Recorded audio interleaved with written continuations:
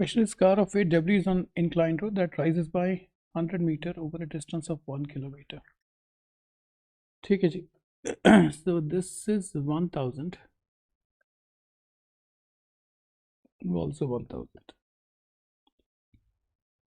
तो अगर ऐसा है तो tan थीटा कितना हो गया, इज इक्वल टू 1/10. ठीक है जी. 0.1 है तो और छोटा होगा तो साइन थीटा हुआ ये 1, ये आपके पास हुआ 10, ये हुआ 101. ठीक है.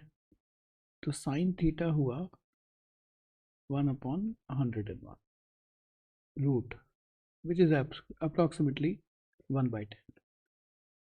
साइन थीटा की वैल्यू आपको पता चल गई. चलिए, तो वो कह रहा है ऊपर जाते वक्त उसको पावर P लगानी है इंजन को, और नीचे आते वक्त P/2 लगानी है. और जाते वक्त वेलोसिटी उसकी 10 है और आते वक्त उसकी वेलोसिटी v है. तो v क्या है? This is the the entire thing in the question. तो जब वो ऊपर जाएगा तो नीचे एक फोर्स लगेगी which will be W sine theta. Friction भी नीचे लगेगा जो कि कांस्टेंट है W/20. This is uphill journey. तो इंजन को कितनी पावर लगानी पड़ेगी? तो जिसको प्रॉब्लम होती है वो समझ ले. Power is equal to work done in 1 second. ठीक है.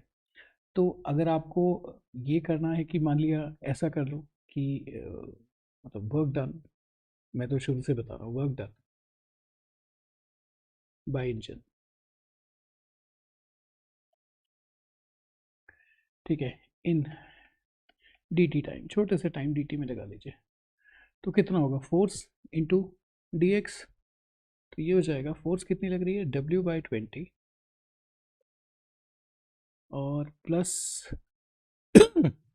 W/10. ये फ्रिक्शन फोर्स है, ये उसका वेट है. ठीक है जी. Into dx. तो 1 सेकेंड में कितना होगा बाई dt? यही होती है पावर और ये वेलोसिटी है. तो हम कह सकते हैं W/20 plus W/10 into velocity is 10 is equal to p. अब आप यहाँ से सॉल्व कर लीजिए. तो ये आया आपके पास में, ये तो हो गया W/2 प्लस W, यानी कि 3/2 W is equal to P. तो ये P की वैल्यू आपके पास है ही. अब आप डाउन हिल में जाइए तो डाउन हिल में यहाँ पे W लगेगा W/10 और फ्रिक्शन ऊपर लगेगा W/20. तो ये जो है ये तो इंजन का साथ ही दे रहा है. ठीक है. तो इंजन जो वर्क करेगा वो फ्रिक्शन के अगेंस्ट करेगा, ये इंजन का साथ देगा. तो अब जो net work done by engine होगा वो कितना होना चाहिए? वो होना चाहिए W/10 minus W/20 into V should be equal to, वो कह रहा P/2. अब P कितना था? 10. तो 3/4 टाइम्स W होना चाहिए. ये काट दीजिए. ठीक है. तो यहाँ से तो बचेगा 1/20. तो V/20 इज इक्वल टू 3/4. तो 4 5.